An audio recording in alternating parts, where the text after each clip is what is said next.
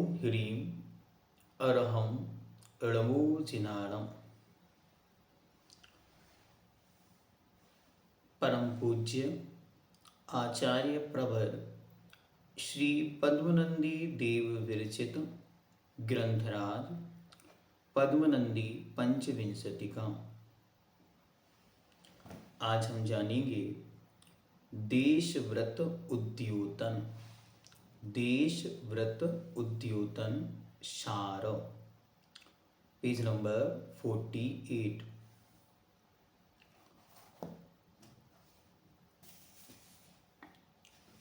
इस अधिकार में 27 श्लोक हैं। देश व्रत, देश मतलब होता है स्थूल स्थूल, या देश मतलब अधूरा।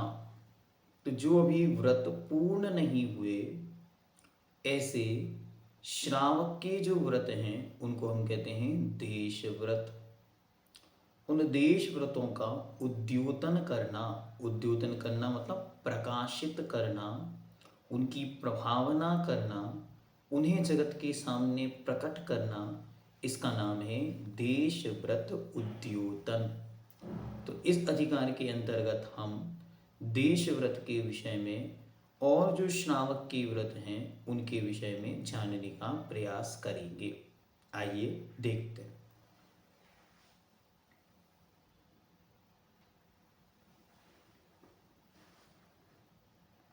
यहाँ अनेक मिथ्या दृष्टियों की अपेक्षा एक सम्यक दृष्टि को प्रशंसा का पात्र बतलाया गया है। उज्ज्वर ने बहुत स्पष्ट शब्दों में कहा कि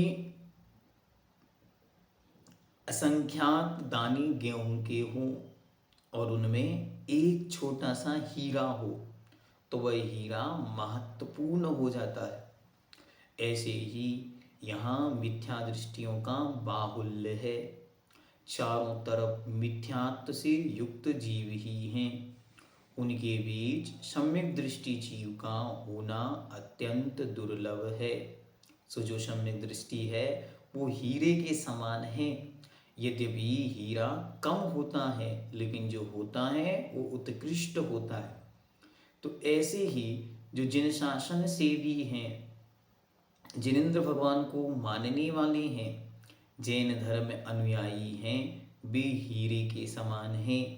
संख्या बल में भले ही कम हो, क्वांटिटी कम हो, लेकिन क्वालिटी से कोई भी समझौता यहाँ नहीं होता। तथा उस सम्यक दर्शन के साथ मनुष्य भव के प्राप्त हो जाने पर तप को ग्रहण करने की प्रेरणा की है। और जब मनुष्य पर्याय मिल गई है तो उसमें सर्वोत्कृष्ट कार्य जो है वह है सम्यक चारित्र पूर्वक सम्यक तप को धारण करना। क्योंकि सम्यक दर्शन और सम्यक ज्ञान कोई दुर्लभ वस्तु नहीं है। ये तो चारों गतियों में सब जीवों को मिल सकती हैं। ये तो त्रियंचों के भी उपलब्ध होती है। दुर्लभतम है तो सम्यक चारित्र पूर्वक सम्यक तप को धारण करना। यदि कदाचित कुटुंब आदि के मोह अथवा शक्ति के कारण उस तप का अनुष्ठान करना संभव न हो तो फिर सम्यक दर्शन के साथ 6 आवश्यकों, 8 मूल गुणों व 5 अनुव्रत रूप 12 उत्तर गुणों को धारण करना ही चाहिए। अच्छी तरह सिद्धांत बना रहे हैं। देखो, मार्ग तो यही है कि मनुष्य बने हो तो सम्यक तप को, सम्यक चारित्र को धारण करो। लेकिन यदि चारित्र मोहिनी कर्म के उदय वशात परिवार या शरीर के मोह वशात या किन्हीं अन्य परिस्थितियों, जन्य अवस्थाओं को उत्पन्न हो जाने से, शारीरिक अनुकूलता न होने से या द्रव्य क्षेत्र काल भाव की मर्यादाएं न बन पाने से, साक्षात पवित्र निर्ग्रंथ दिगंबर मुनि मुद्रा धारण न कर पाए तो कम से कम गृहस्थ जीवन में रहते हुए अच्छी तरह सम्यक दर्शन से युक्त होकर श्रावक के 12 व्रतों का पालन करे। सबसे पहले 6 आवश्यक नियम से पालन करे। देव पूजा, गुरुपासना, स्वाध्याय, संयम, तप और दान।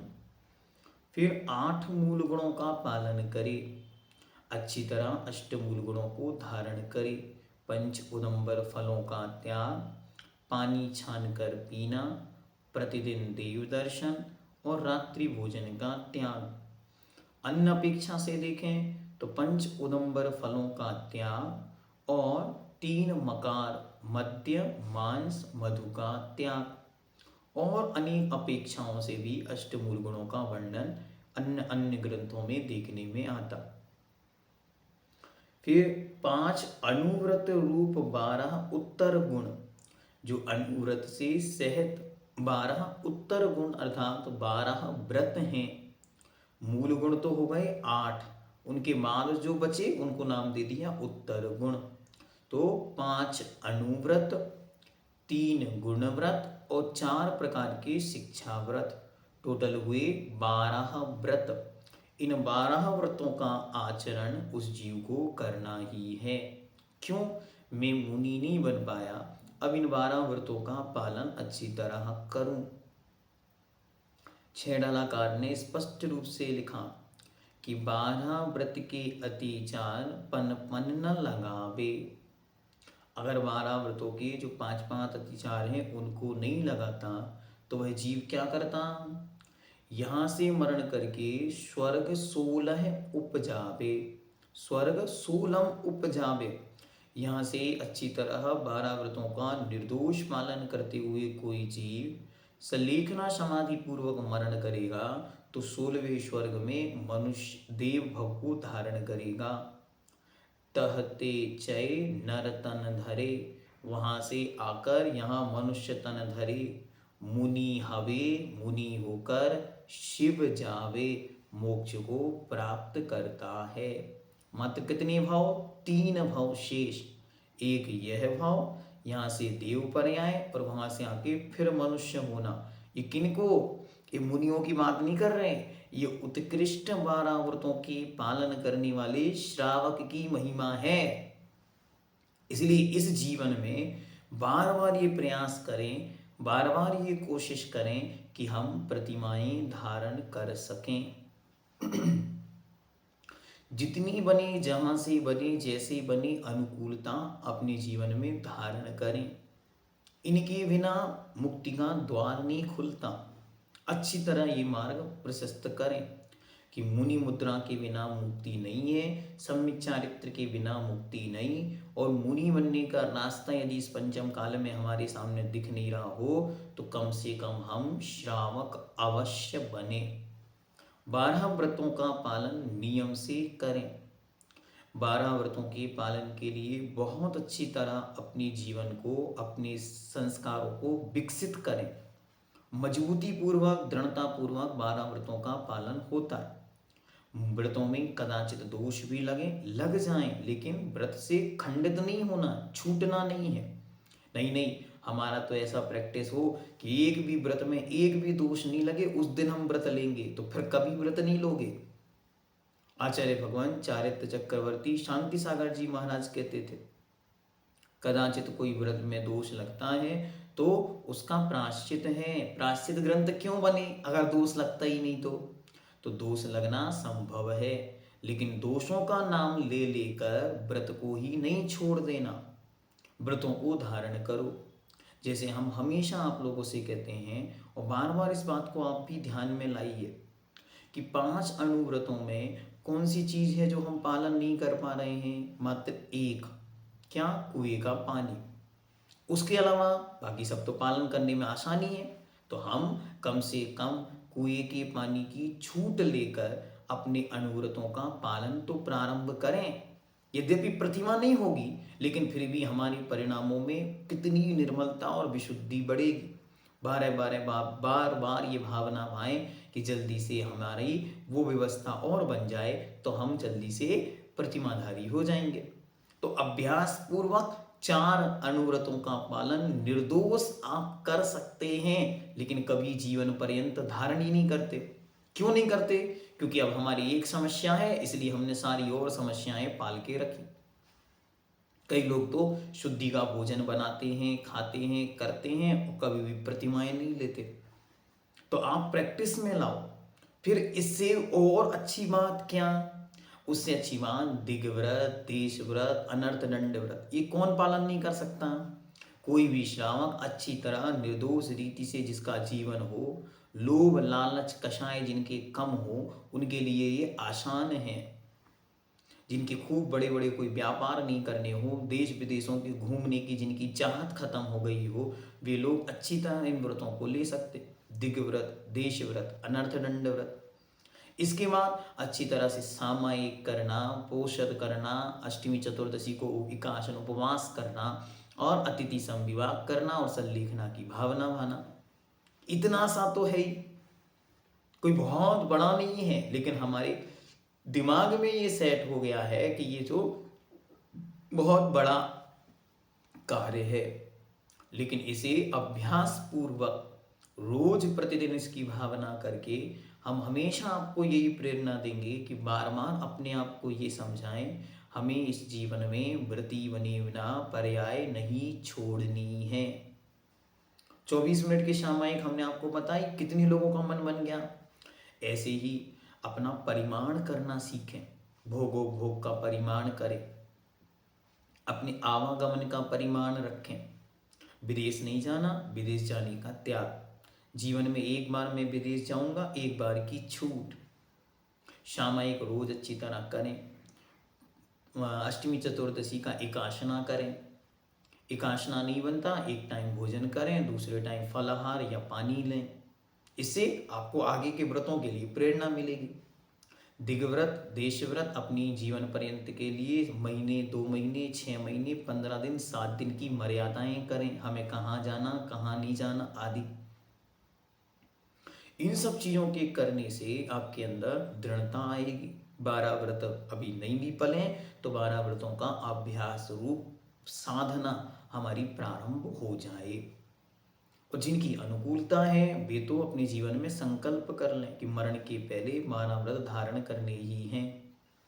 ठीक, और अच्छी तरह अपने जीवन में व्रती बने बिना हम मरण को प्राप्त ना हो, कम से कम इतनी हमारी भावना बनी रहे कि व्रत पूर्वक सल्लेखना समाधि मरण करेंगे तो क्या होगा? तहते, यहाँ से मरण करके स्वर्ग सोलम उपजावे, तहते चय नरतन धरे, मुनि हवे शिव जावे।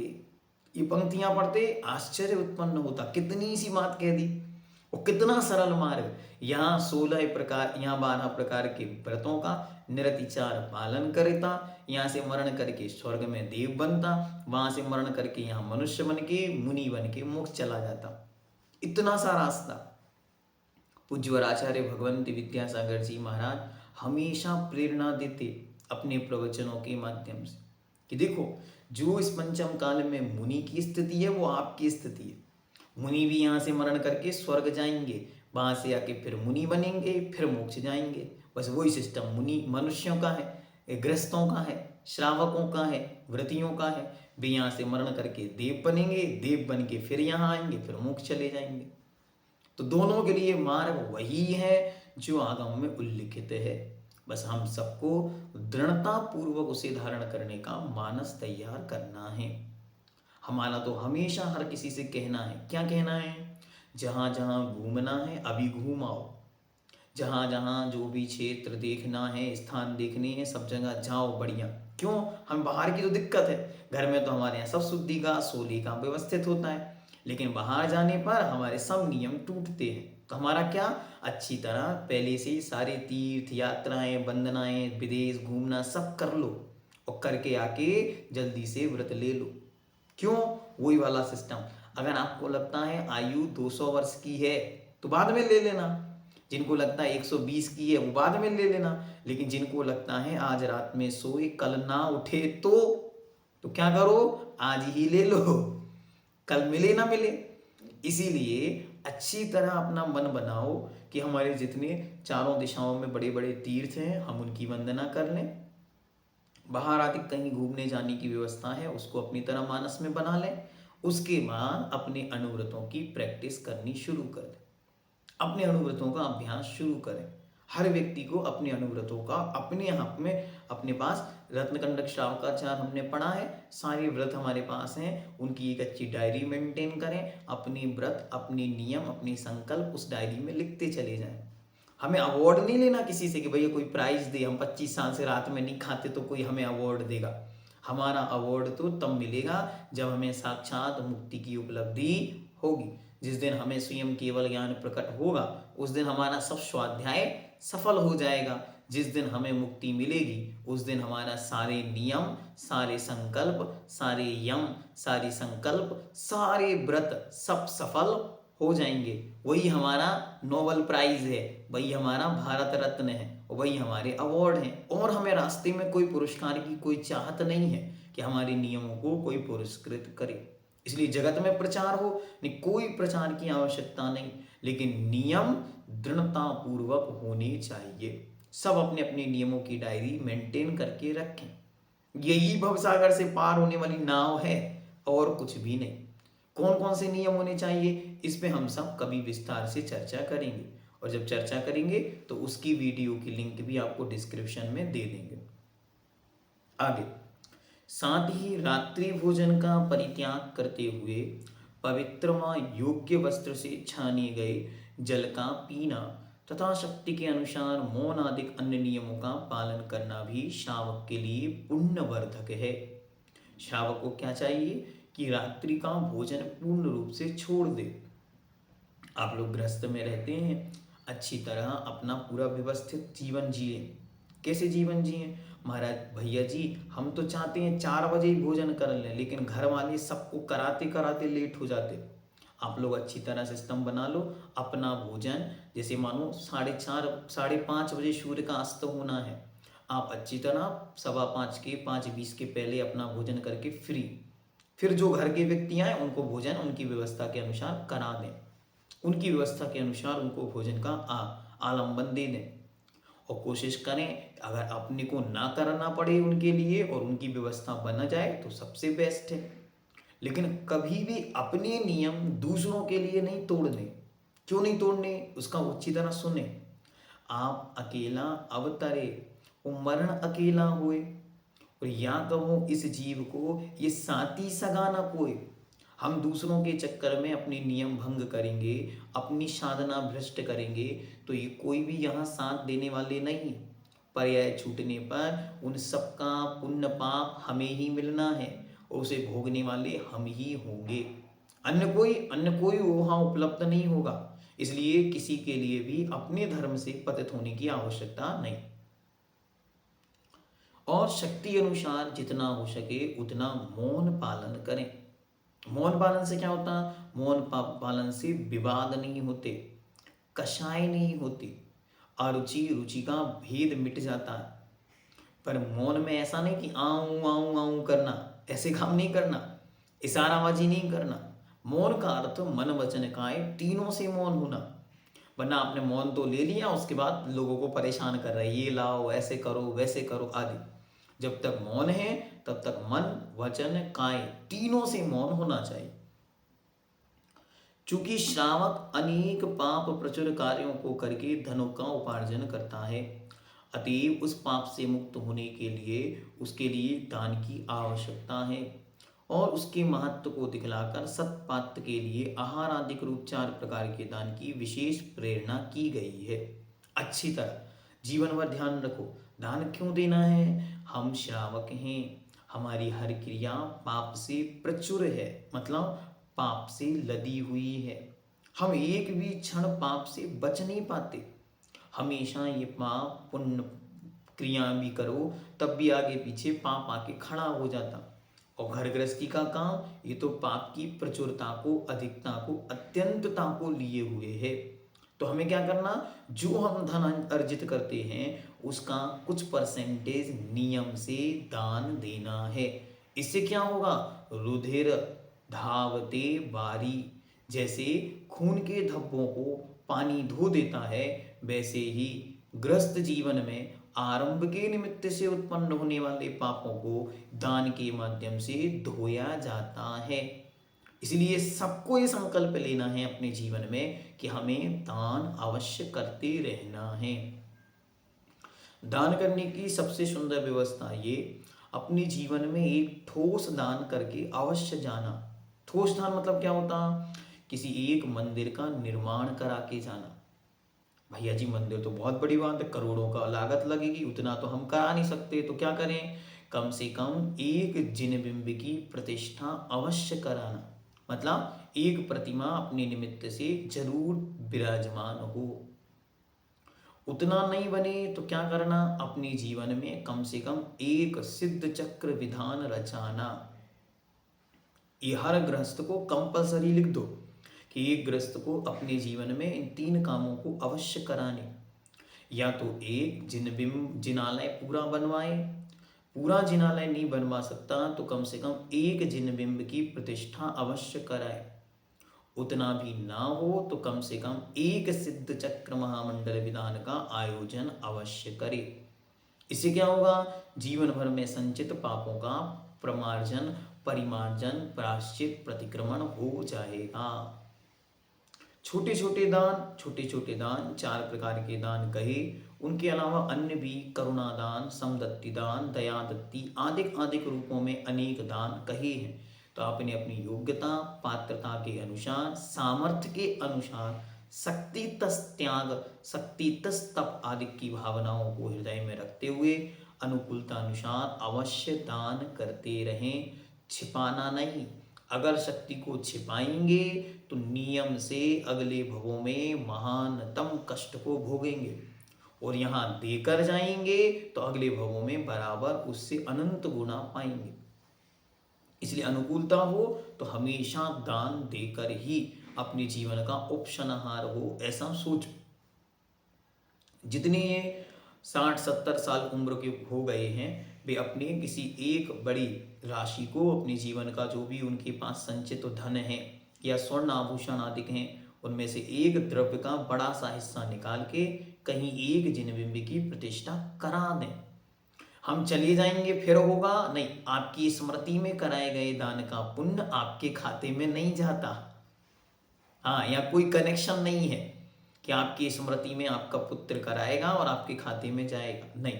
आप अपने जीते जी जागृत अवस्था में घोषित कर कर जाएंगे तो वो आपके खाते में जाएगा।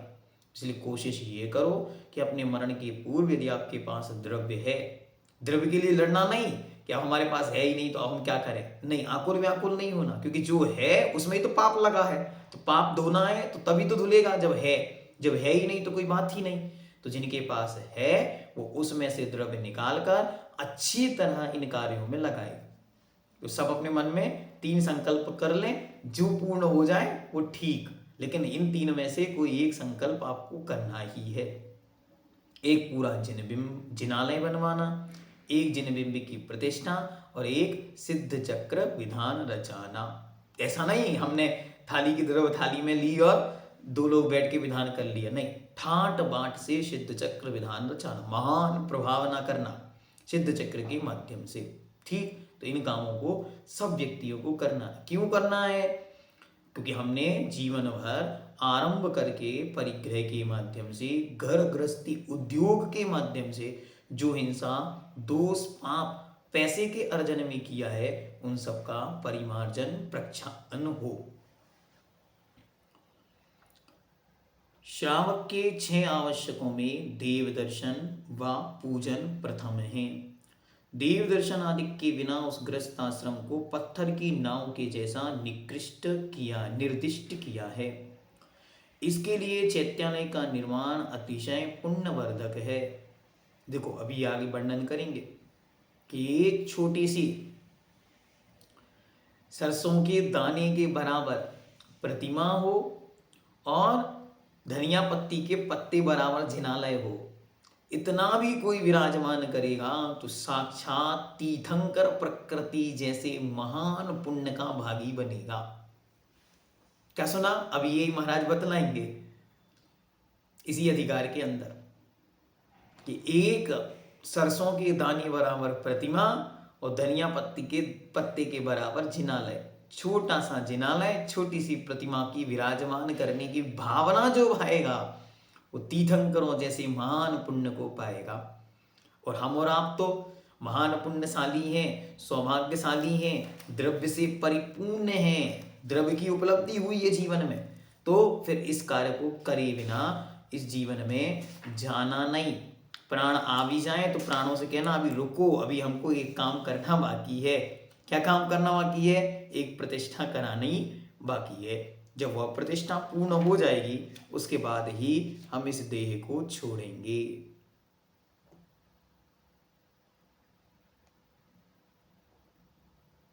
देखो ये श्लोक पेज नंबर 196, 196, श्लोक नंबर 22 और पूर्ण ग्रंथ के अनुसार श्लोक नंबर 480, अधिकार के श्लोक नंबर 22। जो भव्य जीव भक्ति से कुंदरू के पत्ते के बराबर, कुंदरू एक जो सब्जी होती है कुंदरू, उस कुंदरू का जो पत्ता होता है, मतलब धनिया पत्ती का पत्ता मान लो, ठीक है, कुंदरू के पत्ते के बराबर जिनालय तथा जौ के बराबर, जौ मतलब गेहूं का दाना, ऐसे गोल गोल जो सफेद कलर का जौ है, जौ के दाने के बराबर जिन प्रतिमा का निर्माण कराते हैं उसके पुण्य का वर्णन करने के लिए यहाँ वाणी सरस्वती भी समर्थ नहीं है।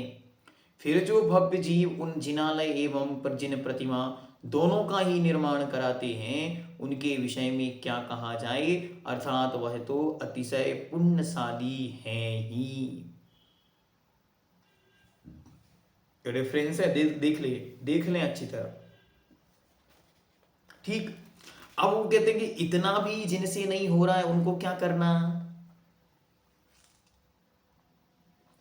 अब जो जीव इनको भी नहीं कर पाता उन्हें क्या उपदेश देते हैं? उन्हें उपदेश देते हुए कहते हैं, सुनिए, संसार में चैतन्य के होने पर अनेक भव्य जीव यात्राओं अर्थात जल यात्रा मतलब जो विमान उत्सव आदि का आयोजन कराएं, अभिषेक का आयोजन कराएं, सैकड़ों महान उत्सवों, छोटे छोटे विधान, पंचकल्याणक आदि के उत्सव और अन्य कोई प्रसंगवशात क्रियाओं को आयोजित करना, अनेक प्रकार के पूजन विधानों इनका आयोजन कराएं, और इनके अलावा चंदोवा, नैवेद्यों, अनेक उपहारों, ध्वजाओं, मंदिर में ध्वजा का दान, कलशों का दान, गीत नृत्य वादित्य जागरणों तथा घंटा चावर आदि दर्पण आदि के द्वारा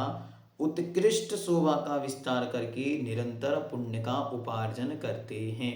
अर्थात मंदिर में जितनी भी सामग्रियां हैं वे संपूर्ण सामग्रियां सब, एक व्यक्ति संकल्प कर ले अपने जीवन में कि जितनी सामग्रियां मंदिर में प्रयोग में आती हैं वे सब हम एक एक वर्ष दिवाली की दिवाली हर दिवाली पर एक नई चीज लाकर मंदिर में समर्पित करेंगे। तोरण बंदरवार बनवाएं, अष्टमहाप्रातिहार्यों की स्थापना, छत्र चवल भावमंडल और अष्टमंगल द्रव्य आदि आदि जितना जितना जितना हो सके उतना उतना हम सबको करना चाहिए। पता ही नहीं लोगों को कि ये भी कोई दान होता है। किसी अतिशय क्षेत्र पर गए, वहीं का एक छत्र लिया और वहीं पे टांग के आ गए, वहाँ का मुनीम गया उसने उतार के रख लिया, नहीं, ये काम नहीं करना। किसी एक मंदिर में जाइए जहाँ छत्र है ही नहीं भगवान के ऊपर, और उस मंदिर में परमानेंट एक चांदी का सोने का अपनी योग्यता अनुसार ले जाके सिंहासन सहित बढ़िया और उस पर भगवान को विराजमान करके वो छत्र चढ़ा दो। परमानेंट भगवान उस सिंहासन पर बैठे रहेंगे और आपका इंद्रलोक में देवलोक में सिंहासन निश्चित हो गया और आगे चलकर सिद्धलोक का सिंहासन मिलेगा। तो इसलिए ऐसे कार्य करने, इसे बोलते हैं ठोस दान। ये ठोस दान मतलब जो आपका दान अमर अमर बना रहे, बहुत लंबे समय तक कार्यकारी बना रहे, ठीक। तो ऐसे काम आपको करने हैं, इसमें बहुत सारे वर्णित हैं, उनको देखते जाएं और उस अनुसार एक एक उसमें ट्रिक लगाते जाएं, ये हमारा हो गया, ये हमारा हो गया, ये हमारा हो गया, ठीक है। आगे कारण यह है कि उस चैत्यालय के सहारे मुनि और श्रावक दोनों का ही धर्म अवस्थित रहता है। अरे भैया जी, मंदिर मंदिर की बात क्यों करते हो? कभी गौशाला, हॉस्पिटल, अस्पताल, संस्थान आदि आदि की बातें करो। ठीक है, वे सब करुणा के दान हैं, आप उनका भी कार्य करो, हम उसके लिए निषेध नहीं कर रहे हैं, उसका भी कार्य करो। लेकिन इनका कार्य क्यों कहा? क्योंकि इनके आश्रित ही धर्म है। न धर्मो धार्मकैर बिना, तो धर्मात्माओं के बिना धर्म नहीं होता। और धर्मात्मा कहाँ रहेंगे? चैत्यालय के अधीन रहेंगे। जहाँ चैत्यालय होंगे वहाँ श्रावक जाके बस जाएंगे, या जहाँ जाके श्रावक बस जाएंगे वहाँ चैत्यालय बन जाएंगे। तो दो विधाएं हैं ये। उन्होंने इसका कंपल्सन इसलिए किया क्योंकि इसके आश्रित ही हमारा पूरा जिन शासन है। मंदिर होता है, वहाँ मुनि महाराज आते हैं, मुनि महाराज आते हैं, उनकी प्रभावना सुनकर लोग श्रावक लोग जुड़ते हैं। तो श्रावक लोग जुड़ने से नए श्रावक लोग सोचते देखो हाँ वहाँ के लोग अच्छी तरह अभिषेक पूजन आदि रुचि से करते, हम वहाँ जाके बस जाते। शहरों में आप देखोगे सब जगह यही होता है, नए नए लोग आके कहाँ बसते हैं? जहाँ मंदिर होता है। मंदिर नहीं होता, नहीं नहीं इस कॉलोनी में हम नहीं बस पाएंगे। तो ये क्या है? न धर्मो धार्मकैर बिना। फिर मुनि महाराज कहाँ आएंगे? उसी मंदिर के अधीन होने से मंदिर के पास आएंगे। तो इसीलिए वह एक दूसरे के लिए मनो कार्यकारी साधन बन जाता। तो ये तो बहुत बड़ा कार्य हो गया। धर्म, अर्थ, काम और मोक्ष, इन चारों पुरुषार्थों में सर्वश्रेष्ठ मोक्ष ही है। यदि मोक्ष पुरुषार्थ यदि धर्म पुरुषार्थ उस मोक्ष के साधक रूप में अनुष्ठित होता है तब तो ही वह उपादेय है। हर क्रिया मात्र मोक्ष के लिए है। इसके विपरीत यदि वह भोग आदि की अभिलाषा से किया जाता है तो वह धर्म पुरुषार्थ भी पाप रूप ही है। कारण यह है कि अनुव्रत या महाव्रत दोनों का ही उद्देश्य एकमात्र मोक्ष की प्राप्ति है। इसके बिना वे भी दुख के ही कारण है, क्योंकि संसार में घूमता रहेगा। इंद्रियों के सुख मिलेंगे, फिर इंद्रियों के सुखों से भोग मिलेंगे, भोगों को भोगेगा, फिर दुख मिलेंगे। तो ऐसे चक्र निरंतर चलता चला जाएगा। उसे तोड़ने के लिए हर क्रिया कैसी हो? तो भगवान कुंद कुंद देव कहते हैं न तु कम खय निमित्तम। क्या किया आज तक? सब कुछ धम्मम भोग निमित्तम। अब इसका उल्टा करना है। क्या करना है? न तु भोग निमित्तम केवलम धम्म निमित्तम, केवलम मोक्ष निमित्तम, कम क्षय निमित्तम, कम क्षय निमित्तम। बस हर क्रिया को करते समय ये ध्यान रखें, ये हमारे कर्म क्षय का कारण बने और अंत में मुक्ति का कारण बने और हमें भव सागर से पार होने का यह द्वार बने। जैनम जयतु शासनम।